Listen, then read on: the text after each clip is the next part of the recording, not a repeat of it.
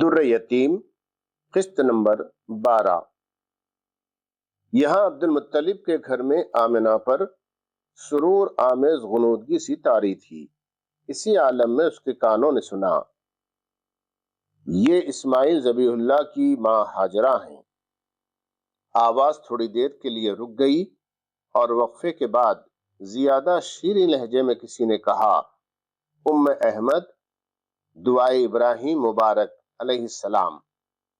آمنہ، یہ عیسیٰ روح اللہ کی ماں مریم ہیں علیہ السلام، کنواری مریم۔ شہر جلیل کے مبلغ کی والدہ محترمہ۔ پھر دوسری آواز، ام محمد نوید مسیحا مبارک۔ ابھی دن رات ملے جلے تھے، اس لیے کہ دونوں کی تقدیروں کو ایک ساتھ چمکنا تھا۔ سپیدیے سحر نمودار ہو ہی رہا تھا، غنچوں کی نازک پتیوں پر شبنم کے موتی ڈھلک رہے تھے۔ سرد شمشاد نے پھولوں کی مہک پا کر انگڑائی لی، طائران خوشنوا کی چہکاروں سے تمام فضا نغمہ زار بن گئی۔ جنت آج سچ مچ زمین پر اتر آئی تھی۔ منا کی وادی، مروہ کے سنگریزے، قبیس کی چوٹیاں اور عرفات کا میدان نور کی جھلکیوں میں جھم جھم کر رہا تھا۔ ستارے جھل ملا رہے تھے، کلیاں چٹک رہی تھیں اور پھول مہک ہی رہے تھے کہ اتنے میں گھر کی عورتیں خوشی سے بے تاب ہو کر پکاریں، کوئی عبد المطلب کو جا کر مبارکباد دو۔ عبد المطلب اس مژدے کو سنتے ہی تیزی کے ساتھ آئے، خوشی کے مارے پاؤں بہکے بہکے سے پڑ رہے تھے۔ عبد المطلب کے رخساروں کی جھریوں میں مسرت چھل مل کر رہی تھی۔ آمنہ نے فرط غیرت سے چادر منہ پر ڈال لی۔ عبد المطلب نے پوتے کو دیکھا، پیشانی کو چوما، ان کی آنکھوں میں بجلیاں سی چمک رہی تھیں۔ سید القریش، اتنا نورانی چہرہ آپ نے آج تک دیکھا نہ ہوگا۔ عورتوں نے ایک زبان ہو کر کہا، لا ریب، نہ صرف میں نے، شاید دنیا میں کسی آنکھ نے ایسے جلوے نہ دیکھے ہوں۔ چاند، سورج، کہکشاں، حوض خزاں، پھول، غنچے، حیران ہوں کہ کس چیز سے اس نونہال کے چہرے کو تشبیہ دوں۔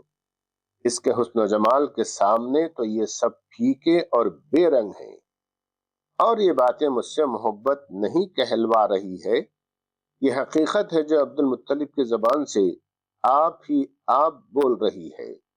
عبد المطلب کے جواب پر عورتوں میں باہم سرگوشیاں ہونے لگیں، جیسے کوئی اپنے دل کی بات کہنا بھی چاہے اور کسی سبب سے کھل کر نہ کہہ سکے۔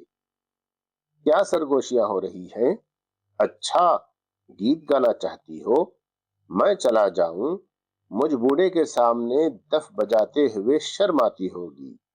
عبد المطلب کے کہنے پر عورتیں بولیں، یا ابا عبداللہ، رات ہم نے اپنی آنکھوں سے جو کیفیت دیکھی ہے، اگر کسی کے سامنے بیان کریں تو لوگ کہیں گے کہ یہ عورتیں دیوانی ہو گئی ہیں، کسی نے ان پر جادو کر دیا ہے، ان کے دماغ میں خلل آ گیا ہے۔ رات کا سما لفظوں میں ادا نہیں ہو سکتا، وہ دیکھنے ہی کی چیز تھی، کہنے کی نہیں، اور کوئی کہنا بھی چاہے تو وہ کیفیتیں لفظوں میں کہاں سما سکیں گی۔ عبد المطلب نے مسکرا کر جانا چاہا۔ ابن عبداللہ کہا کریں، اس ہاشمی نونہال کو ایک خاتون نے دریافت کیا۔ اچھا، نام کی طرف اشارہ ہے، بہت خوب۔ عبداللہ کے لخت جگر اور آمنہ کے نور نظر کا نام ہم نے رکھا، احمد، اور ہاں، محمد بھی۔ تمام دنیا میں تعریف کی جائے گی میرے چاند کی۔ فضا میں مان ایک دھیما سا غیبی نغمہ گونجا، زمینوں میں ہی نہیں، آسمانوں میں بھی اس کی حمد و ثنا کے نغمے بلند ہوں گے۔ عبد المطلب کا جواب سن کر آمنہ کے ہونٹوں پر مسکراہٹ کھیلنے لگی، جیسے اس کی دل کی بات عبد المطلب کی زبان پر آ گئی۔ سلسلہ کلام آگے جاری ہے۔